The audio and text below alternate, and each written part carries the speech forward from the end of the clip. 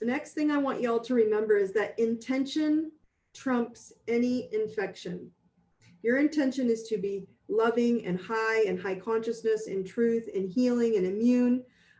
Your mind and body will shift with the intention of who you choose to be and not who you're choosing to fall into, especially in the unprogrammed mind.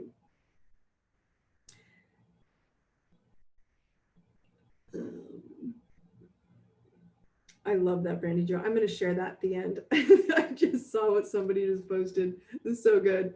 Okay, so especially for the unprogrammed mind. So I need y'all to understand a lot of people externally that are frustrating or disappointing or kind of like, why are they making choices I don't like?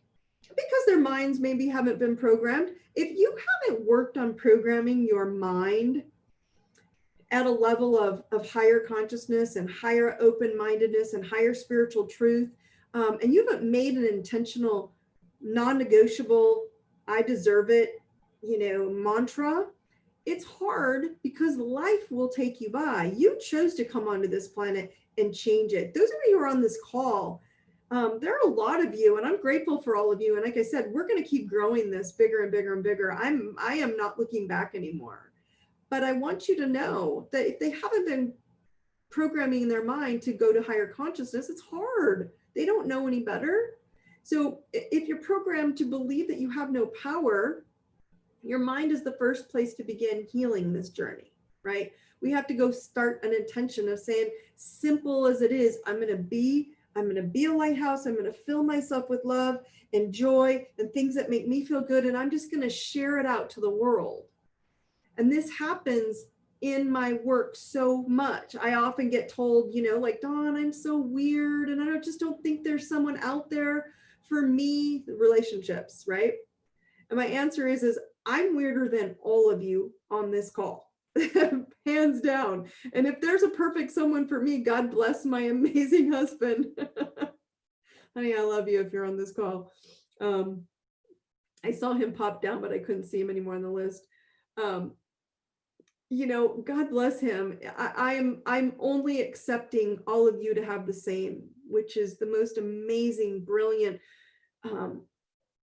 I deserve it life you can. And it's really a matter of us staying intentional. Okay. So I want you to understand, if you have not done the work to get into a healthy relationship with yourself, any partner, any friends, any relationships, any girlfriends, any guy friends, any children that join into your life, just know that if they have not done the work either, let's just say you're going to get married to them, or you're hanging out with this person for a long time, or spending a lot of work with them, you're marrying their iPod. Those of you who know what the iPod is, if you don't understand what the iPod is, here's an even better version, even harder to imagine. You're marrying their parents, right? So it's either two partners with this ironclad mission and mind programming of your own and saying, I'm going to win at love and win at DMT and win at consciousness and bring myself to an awake state. Or you have two people with parental missions and they each are on an intention to create a relationship that their parents had. And I guarantee most people don't want the relationship that their parents had. It doesn't make it wrong. I love telling people your parents are amazing, no matter what they did.